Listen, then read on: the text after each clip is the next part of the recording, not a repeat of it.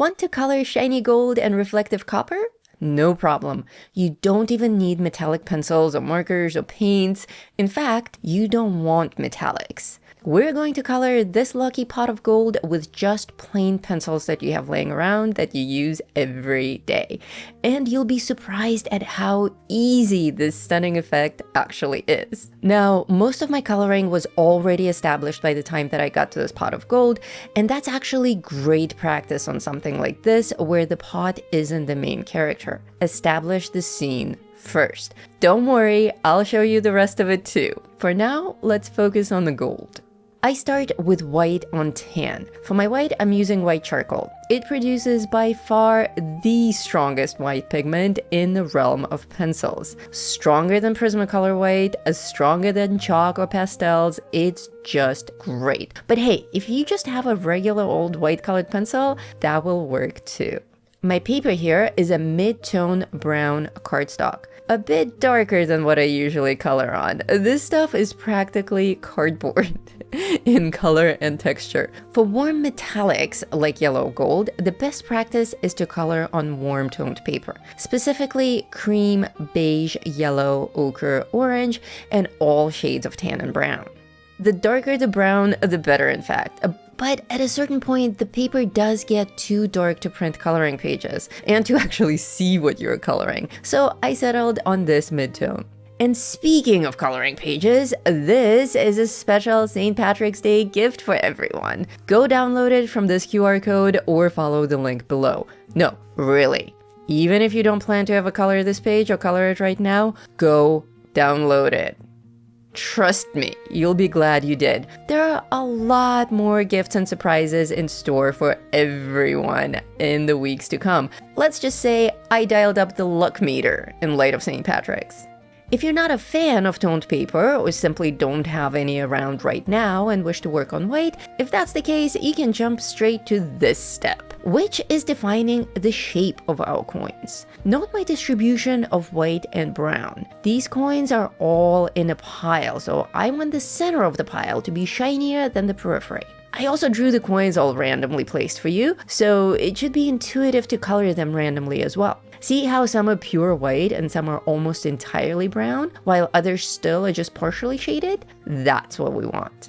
Because this is part of a larger composition, I would actually take the time to fill in all the areas around our subject to see the scene clearly and understand what we're dealing with for lighting and contrast. Now you want to come in with your red or orange. I'm using vermilion, which is a fancy way of saying red-orange. All of my pencils on this, by the way, are Prismacolor, all but one. My brown is this mystery budget brand that I have laying around that I personally just really love these days. But I have the same color in the Prismacolor set. In fact, the same steps will apply to any brand of pencils, even oil ones. So don't feel like you have to go out and buy anything new for this project. With this pencil, you want to build up more bright color between the coins and also add it to the ones closer to the edges. But we're leaving some of them pure white, whether it's the white base primer or the white of your paper. And this is why now we come in with the cleanest, brightest yellow we own, and now we fill in those coins. The trick with a pile of tiny metallic objects is to keep it simple. Don't overwork the detail on each individual item. We want just a few coins to really shine here. So I actually came in with yet another orange, a slightly lighter one, to kind of balance everything out. All this layering is starting to cause a slight loss of detail, and that's partially due to the harsh surface of this particular paper. But that's no bother. Simply bring in your brown or burgundy and voila, details saved. And what a perfect transition to the pot itself, which is going to be shiny copper.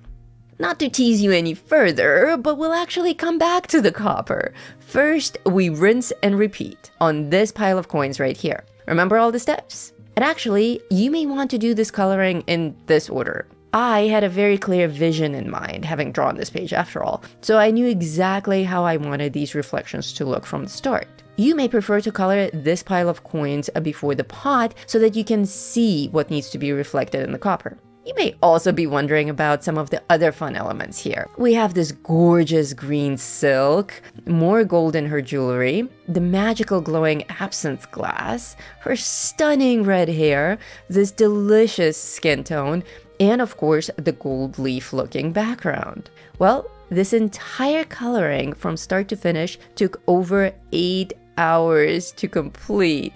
Yep, 8 hours. That's a lot for me. That's not even counting the actual drawing itself. And this is why on St. Patrick's Day, next Tuesday, I'm running a very special Lucky live stream where I will show every step of the way and answer all questions live. Don't worry, it won't be 8 hours long, 2 to 3 max. And with so much luck in the air, I'll be running a giveaway or even several randomly throughout the show. Each winner will get free access to one of these courses in its Easy to Draw Art Academy. Watercolor effects with colored pencils, stained glass effects, how to color crystals, light illusions, textures, color me centered, and if we get more than 100 people in the stream, I'll also throw in one of our larger and more involved programs, Fantasy Glow Effects, valued at $200. All you have to do is join and chat.